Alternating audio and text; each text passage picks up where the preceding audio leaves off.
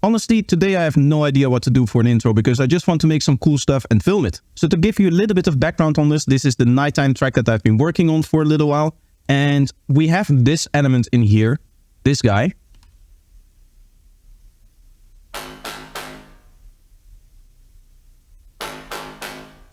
Which is basically like the main anchoring groove in here, while everything else around it is doing crazy stuff.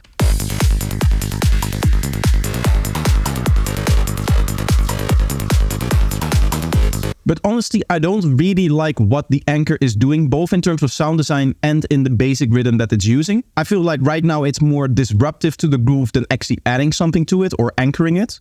So what I'm going to do today is I'm going to try to make this element work in such a way, or maybe even add a few new elements to make sure that it actually contributes to the groove as opposed to opposing it. And the first thing that I want to do for that is actually just turning it off completely and quickly have a listen to the snare that I'm using in here.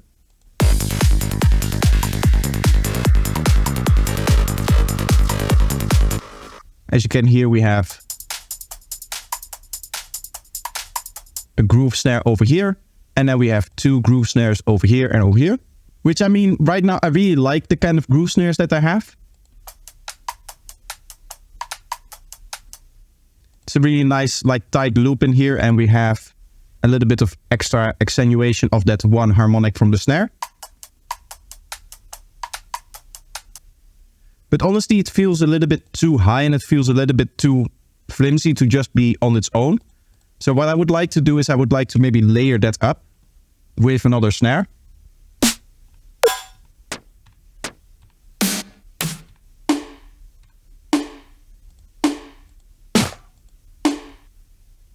Maybe this guy. There and there.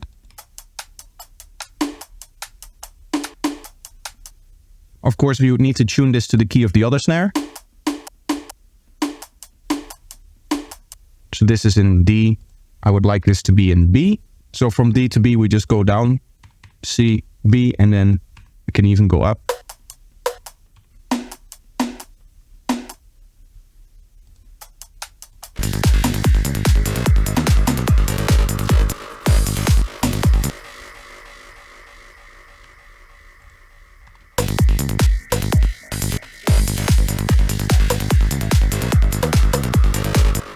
That is a cool sound, but I would like to have a version of it also play on the main snare. Maybe not even all of them, maybe just half would be cool.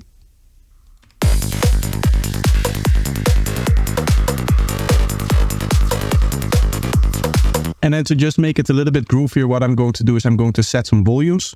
So this guy goes to like -5. And then this guy, I'll make this -2.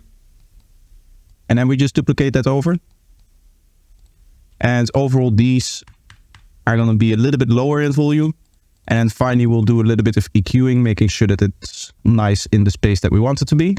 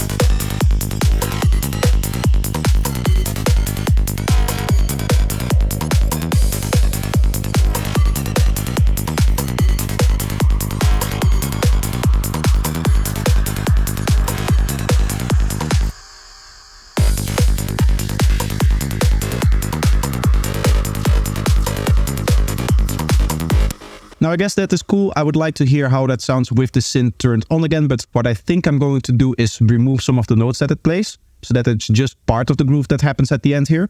And then we'll have another sound kind of contributing to that as well.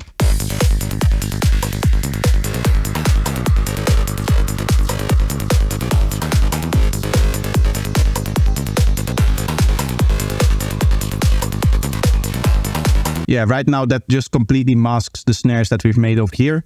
So I'm just going to remove those 2 notes here and then just duplicate that over.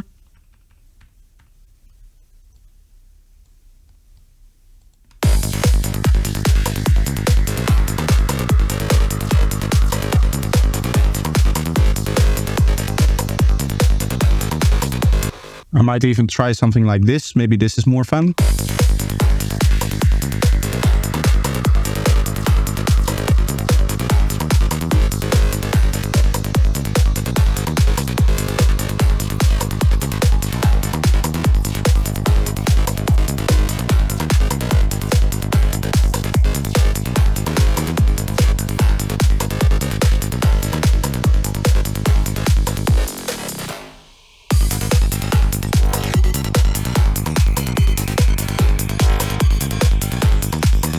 I think I'm going to do next is use this MIDI track that I have over here to try a new idea.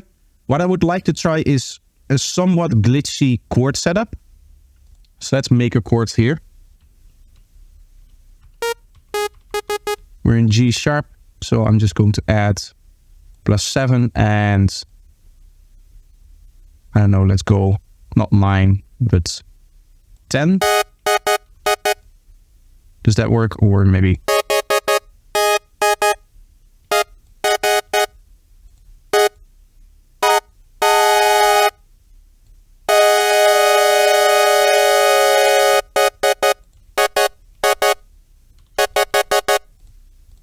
That's cool.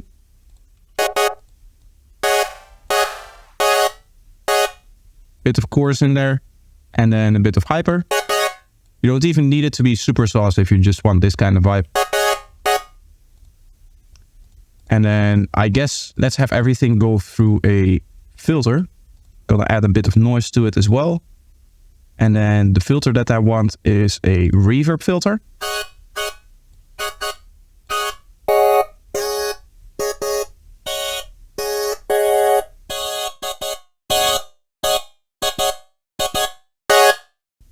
Guess one thing that I want to do is like a really short pluck. So that's this way around. That's cool. So now let's place a 2-beat note over here. And now let's glitch this up a little bit. So I'm going to use Shaperbox for that. And I'm just going to try to find presets that just really mess up the groove. So these parts over here are very cool for that. Maybe like a glitch thing here.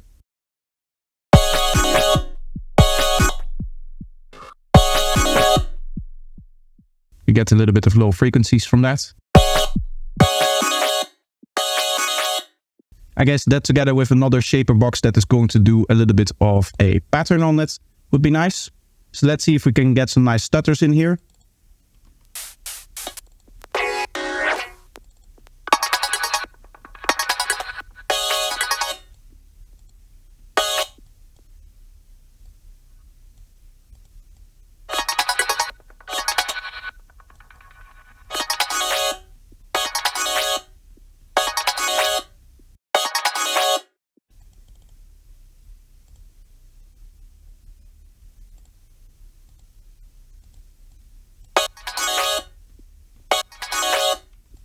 That's cool. A little bit of reverb towards the end there would also be nice. And I guess one thing that I do want to do is cut this off over here to make sure that it stops playing there.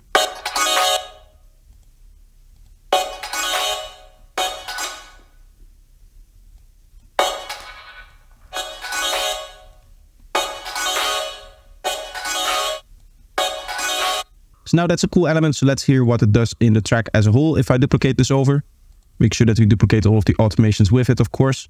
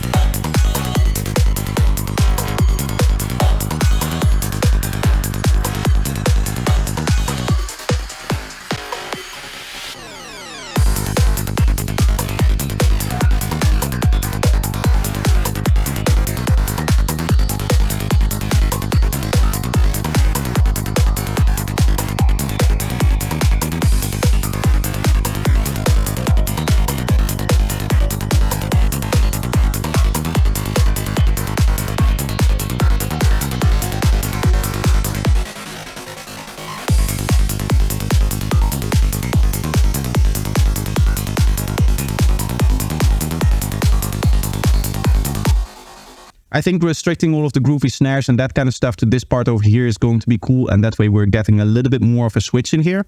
I'm basing this track off a track that I really like by Aja, which is called Zen Ninja.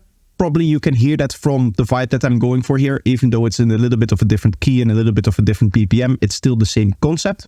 And honestly to me, it's one of my favorite tracks nowadays, the way that he just goes from really a very stable, like melodic idea into just extreme craziness throughout the duration of the track is really, really interesting. And that is something that I want to try as well. So for example, in the beginning of this track, we start with a melody.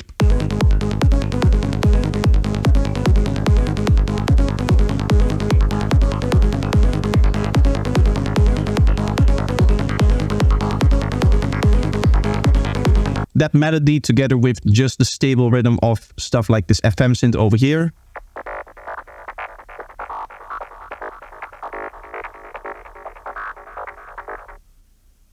It all stays very stable and it all stays very groovy. And as we go more and more into the track, I wanted to dissolve more and more into random chaos. And I'll try to make some extra videos out of this. I already have an idea for another video, which is just going to be like an actual nighttime style sequence. So if you want to follow the progression of this project, make sure that you're subscribed to the channel. Another way to support me is by doing so financially, which you can do over on Patreon, by becoming a YouTube member or by becoming a Twitch subscriber. You'll get plenty of benefits, including early access to videos, priority in feedback queues, and discount codes for my products. So thank you if you do that, and I hope to see you in the next one. Bye bye.